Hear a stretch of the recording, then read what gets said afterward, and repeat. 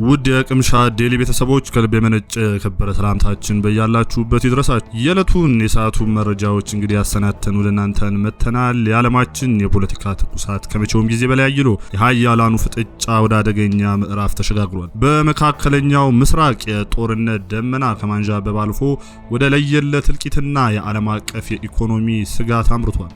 በሌላ በኩል በሀገራችን ኢትዮጵያ የጂኦፖለቲካዊ ውጥረቶችና የውስጥ የፖለቲካና የሕግ ጉዳዮች አዳዲስ ክስተቶችን እያስተናገዱ ይገኛል። ይህንን በትንታኔያችን ይዘነዋል። ቅምሻ ዴሊያችን በስፋት አሰናድቶታል። ለእናንተ ይመጥናሉ፣ መደመጥ ይገባቸዋል ያልናቸው መረጃዎች በቅድሚያ እናስተዋውቀው። እስራኤል በዚህ ሰዓት በኢራን ርዕሰ መዲና ቴህራን ላይ አዳዲስና ከባድ የአየር ጥቃቶች እየፈጸመች መሆኑ ተሰማ። ዝርዝሩን በትንታኔያችን ይዘነዋል። አሜሪካ ወደ መካከለኛው ምስራቅ ተጨማሪ የጦር መርከቦችና በሺዎች የሚቆጠሩ ወታደሮች በድንገት እያንቀሳቀሰች መሆኗ ተረጋግጧል። ቅምሻ ዴሊያችን አይቶታል። ኢራን የሆርሙዝ ባህረ ሰላጤ መዝጓቷን ተከትሎ የዓለም ነዳጅ ዋጋ በበርሜል $110 በላይ በማሻቀብ ዓለም አቀፍ የኢኮኖሚ ቀውስ ተደቅኗል። በሀገራችን ኢትዮጵያ ከኤርትራ ጋር ያለው ውጥረትና የቀይ ባህር ቀጠና የጂኦፖለቲካዊ ፉክክር አዲስ መልክ እየያዘ መምጣት አሳሳቢ ሆኗል። የፌዴራል ጠቅላይ ፍርድ ቤት በቅድሚያ ሰላም ሚኒስተር ዴኤታ አቶ ታዬ ደንዳ ላይ የተፈረደውን የእስር ቅጣት ማሻሻሉ ተገለጸ። ቅምሻ ዴሊያችን በትንታኔ ይዞታል። ወደ መጀመሪያው ዜና ስናልፍ ባለፉት ጥቂት ሰዓታት ውስጥ በመካከለኛው ምስራቅ የተከሰቱ ፈጣን ክንውኖች ዓለምን በከፍተኛ ስጋት ውስጥ ጥለዋታል። እስራኤል በኢራን ርዕሰ መዲና ቴህራን ላይ ያነጣጠረ አዲስና መጠነ ሰፊ የአየር ጥቃት እየፈጸመች ትገኛለች። ሁለቱ ሀገራት የገቡበት የጦርነት ወደማይመለስ ደረጃ ያሸጋገረው ሲሆን የኢራን ወታደራዊና የደህንነት ተቋማት ዋነኛ ኢላማ መሆናቸው ተረጋግጧል። ጥቃቱ የኢራንን የፖለቲካና የጦር መሪዎች ኢላማ ያደረገ በመሆኑ በቀጠናው ላይ ሊያስከትለው የሚችለው የደህንነት ቀውስ በቀላሉ የሚገመት አይደለም። የቴህራን ነዋሪዎች በፍንዳታ ድምጾች እየታመሱ ሲሆን የኢራን መንግስት በበኩሉ ይህንን ጥቃት ተከትሎ ማንኛውንም ድንበር የለሽ እርምጃ ለመውሰድ ዝግጁ መሆኑን እያስታወቀ ነው። በተያያዘ መረጃ ይህንን የከረረ ውጥረት ተከትሎ አሜሪካ በአስቸኳይ ተጨማሪ የጦር ኃይል ወደ ቀጠናው እያንቀሳቀሰች ነው። ፔንታገን የዩኤስኤስ ቦክሰር የተሰኘውን ግዙፍ የጦር መርከብና በሺዎች የሚቆጠሩ የባህር ኃይል ወታደሮች ማሪንስ ወደ ስፍራው አሰማርቷል። ይህ የኃይል ስምሪት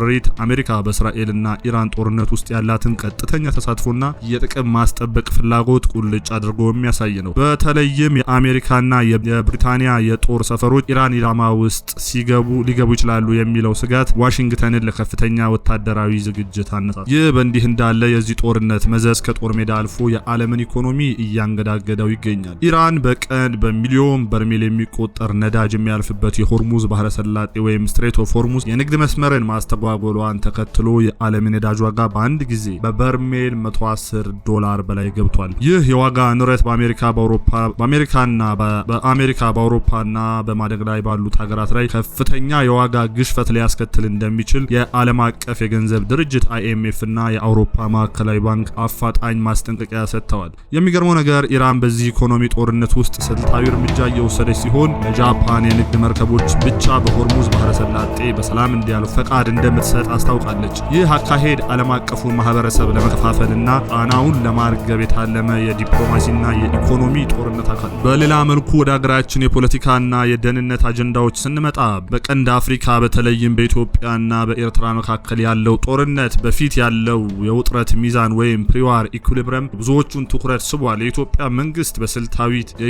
መንግስት በስልታዊ ትዕግስት ወይም ስትራቴጂክ ፔሸንሲ ቀጠናዊ ጉዳዮችን ለመያዝ እየሞከረ ቢሆንም የቀይ ባህር የወደብ ተደራሽነትና አጎራባች ሀገራት እያደረጉት ያለው የጂኦፖለቲካዊ ፉክክር ሁኔታውን አሳሳቢ አድርጎታል። የውጭ ተንታኞች እንደሚጠቁሙት ይህ ውጥረት አላስፈላጊ ግጭት እንዳያመራ ከፍተኛ የዲፕሎማሲያዊ ስራዎች የሚጠይቅ ሲሆን የኢትዮጵያ መንግስት በቅርቡ የጀመረውን የማክሮ ኢኮኖሚ ማሻሻያና የውጭ ብድር ሽግሽግ እንደ ጣሊያን ጋር የተደረገውን ስምምነት ስኬት ለማስቀጠል የቀጠናው ሰላም ወሳኝ ነው። ወደ ቀጣዩ አጀንዳችን ስናልፍ የሀገር ውስጥ የህግና የፍትህ ዜናዎች መረጃዎችን እናገኛለን። የፌዴራል ጠቅላይ ፍርድ ቤት በቀድሞ የሰላም ሚኒስቴር ዴኤታ አቶ ታዬ ደንዳ ላይ የተላለፈውን የእስር ቅጣት ውሳኔ አሻሽሏል። ለዚህ ውሳኔ መነሻ የሆነው በጉዳዩ ላይ መሰክራሉ ተብለው የተጠበቁ ከፍተኛ የመንግስት ባለስልጣናት ፍርድ ቤት ቀርበው የምስክርነት ቃላቸውን ባለመስጠታቸው መሆኑ ተዘግቧል። ይህ ክስተት በሀገሪቱ የፍትህ ስርዓትና በከፍተኛ ባለስልጣናት የህግ ተጠያቂነት ሂደት ላይ አዲስ የህዝብ መነጋገሪያ አጀንዳን ፈጥሯል። ከዚህ ውስጥ የደህንነት ጉዳይ ጋር በተያያዘ የኢትዮጵያ የሰብአዊ መብቶች ኮሚሽን በኦሮሚያ ክልል አርሲ ዞን በታጠቁ ኃይሎችና በንጹሃን ላይ እየደረሰ ያለውን ጥቃት በተመለከተ አሳሳቢ ሪፖርት አውጥቷል። በተለይም መንግስት ሸኔ ብሎ የሚጠራው የኦሮሚያ ነጻነት ሰራዊት ኦነግ በሲቪሎች ላይ ለሚፈጽመው ጥቃቶች ተጠያቂ መሆኑን ኮሚሽኑ በሪፖርቱ አስፍሯል። በሌላ በኩል ደግሞ በትግራይ ክልል ያለው የጤናና የትምህርት ስርዓት በበጀት እጥረትና በደህንነት ጦርነት ውስጥ ምክንያት ክፉኛ እየተዳከመ መምጣቱና ፈጣን ዓለም አቀፍና ሀገራዊ ድጋፍ ካልተገኘ ወደ ከፍ አደጋ ሊያመራ እንደሚችል የክልሉ ባለስልጣናት አስቸኳይ ጥሪ አቅርበዋል። ውድ የቅምሻ ዴሊ ተመልካቾች፣ ዓለማችን የፖለቲካ አውድ በየሰከንዱ እየተቀያየረ የሀገራችን ነባራዊ ሁኔታ ከፍተኛ ንቃትና ትኩረት የሚሻበት ወቅት ላይ እንገኛለን። የመካከለኛው ምስራቅ ፍንዳታ የኢኮኖሚያችን ደጅ እያንኳኳ ነው።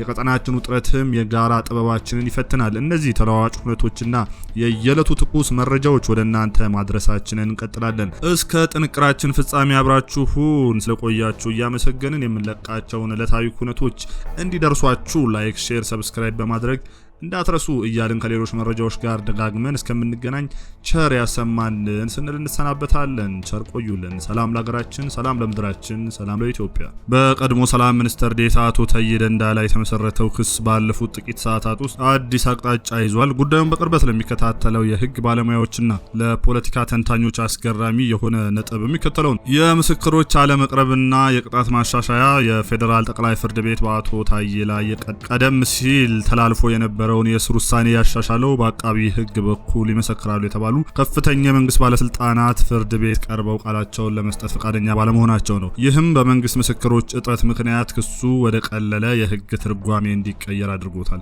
መጀመሪያ ላይ የቀረበላቸው ክስ ከባድ የሀገር ደህንነትና ከታጠቁ ኃይሎች ጋር ግንኙነት የማድረግ ወንጀል የነበረ ቢሆንም አሁን ግን ጉዳዩ ስልጣንን ያለአግባብ መጠቀምና መመሪያዎችን መጣስ ወደሚል ቀለል ያሉ ድንጋጌዎች እያዘነበለ ይገኛል። አቶ ታዬ ደንዳ ከመታሰራቸው በፊት በመንግስት ውስጥ የነበራቸው ተሰሚነትና በግልጽ የሚያቀርቧቸው ትችቶች ይታወሳሉ።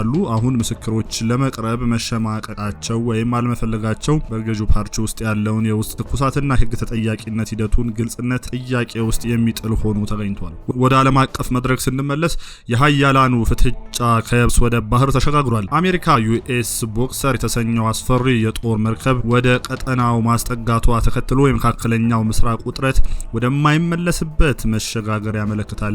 አሜሪካ ወደ መካከለኛው ምስራቅ በተለይም ወደ ቀይ ባህርና የኦማን ባህረ ሰላጤ የላከችው መርከብ ተራ ወታደራዊ እንቅስቃሴ ሳይሆን ሊፈነዳ ለታጨው ጦርነት ትልቅ መልእክት ነው። የመርከቧ ማንነት ዩኤስ ቦክሰር ኤልኤችዲ 4 ይህች መርከብ አምፊቢየስ አንሱላት ሺፕ በመባል የምትታወቅ ሲሆን በውስጧ ከ2000 በላይ የባህር ኃይል ኮማንዶዎች ወይም ማሪንስ ዘመናዊ የውጊያ ሄሊኮፕተሮችና የኤፍ35 ተዋጊ ጀቶችን የመሸከም አቅም አላት። መርከቧ የተላከችው ኢራን የሆርሙዝ ባህረ ሰላጤን ለመዝጋት የምታደርገው ሙከራ ላይ ቀጥተኛ ምላሽ ለመስጠት ነው።